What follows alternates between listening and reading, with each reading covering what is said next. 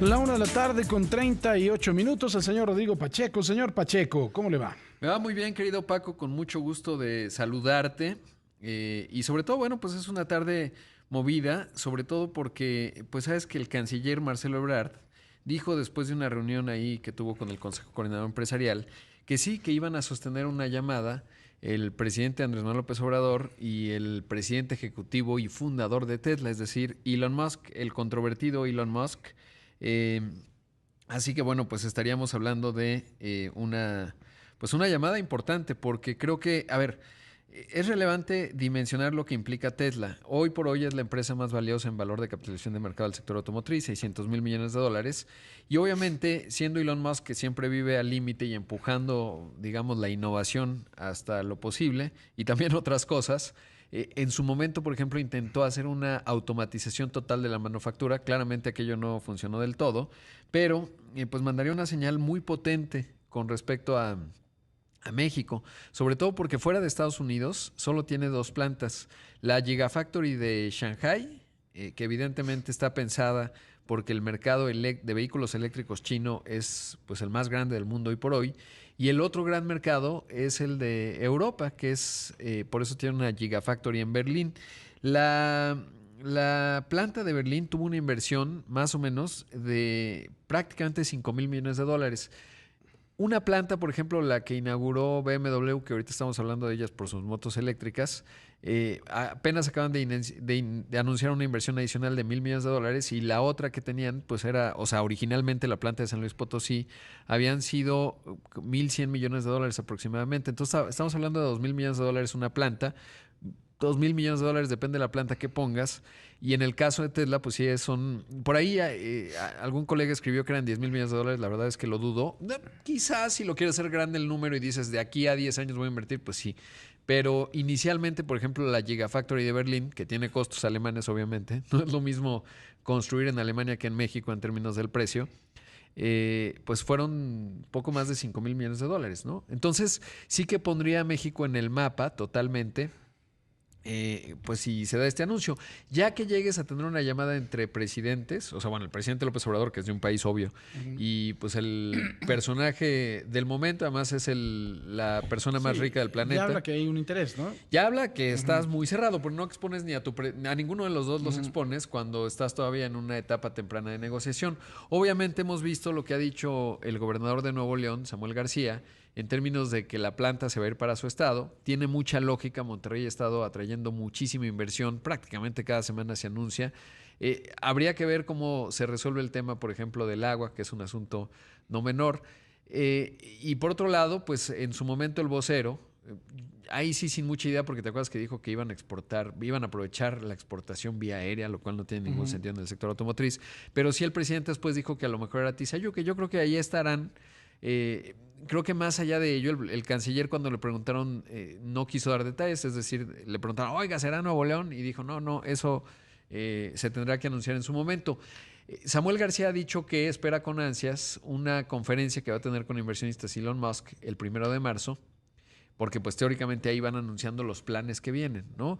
Hay que decir que es, digamos, una cosa el anuncio y otro lo que se tarda en construirse una planta de esta naturaleza. Estamos hablando de 2 años, pero sí que será muy positivo, será todo un espaldarazo a esta administración y al estado en el que caiga, en términos de las ventajas comparativas que tiene México. Entonces, bueno, pues eso no deja de ser interesante. Hablando de nearshoring, Paco, sabes que presentó justamente La Laguna, ayer estuvo el gobernador Riquelme de Coahuila,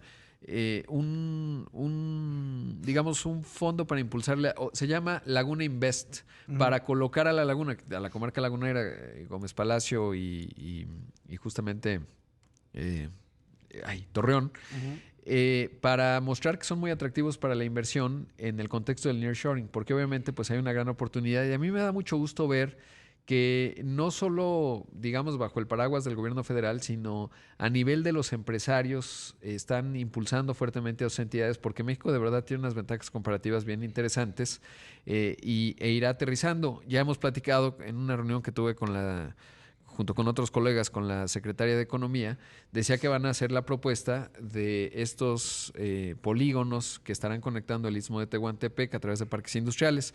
Ayer entrevistaba al presidente de Finsa, que es la principal compañía de parques industriales en México, que inauguró uno en Querétaro, y le preguntaba de ello y me decía, sí, estamos trabajando muy de cerca con Raquel Buenrostro.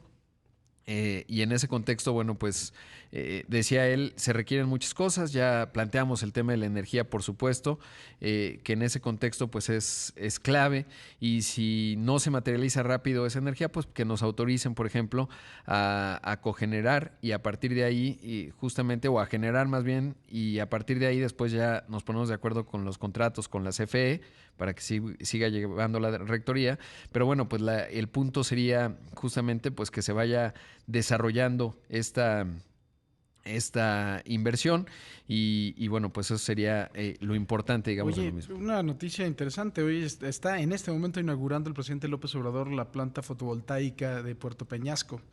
Que bueno, por lo menos nos da un aire, ¿no? De que estamos entendiendo por dónde Sí. va el asunto de la generación de energías, ¿no? En el A mí la verdad es que hoy veía también la conferencia que dio ahí en Hermosillo, Ujú. y sí, está muy claro México, también nos lo decía la secretaria Raquel Buenrostro, en términos de la oportunidad que hay y la integración que sí tiene que ser con renovables.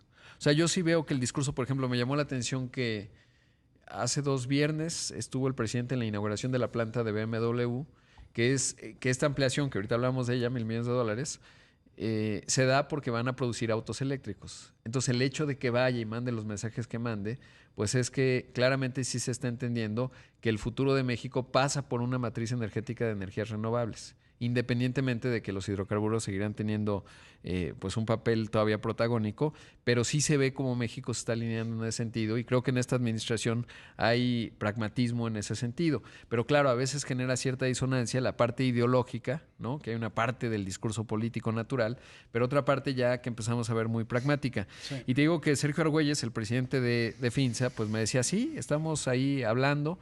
Yo creo que todavía se requiere ver que la ejecución que pueda lograr pues la Secretaría de Hacienda, de Economía, perdón, en la coordinación que tiene que tener para que esto se materialice, porque tiene mucho sentido, y eso también hay que decirlo, meter al México sur-sureste, pues que no ha entrado en la dinámica económica. Cuando uno ve el mapa económico de México, sí se ve que esa zona del país lamentablemente no ha logrado integrarse, y no tiene que ver con sus habitantes, sino un montón de factores que en parte pasa por la infraestructura, por la educación y algunos otros asuntos. Por cierto, Paco, extraordinario, el tipo de cambio, 18 pesos con 35 centavos en este momento. Hablando de lo atractivo que es México, pues sí, 18.35 es realmente extraordinario. Y bueno, pues ya estamos hablando de niveles de 2018.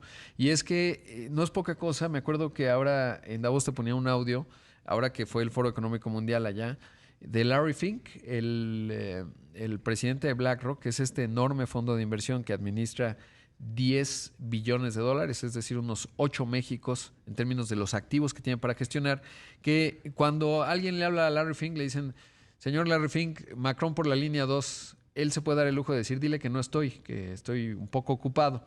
¿Por qué? Porque es un tipo, digamos, formidable en el alcance que tiene para desplegar inversión. Y en ese contexto, en Davos, no sabes, hace cuenta que a él sí le deberían dar la condecoración del Águila Azteca, porque es el embajador de México número 1. Dijo unas palabras con respecto a México.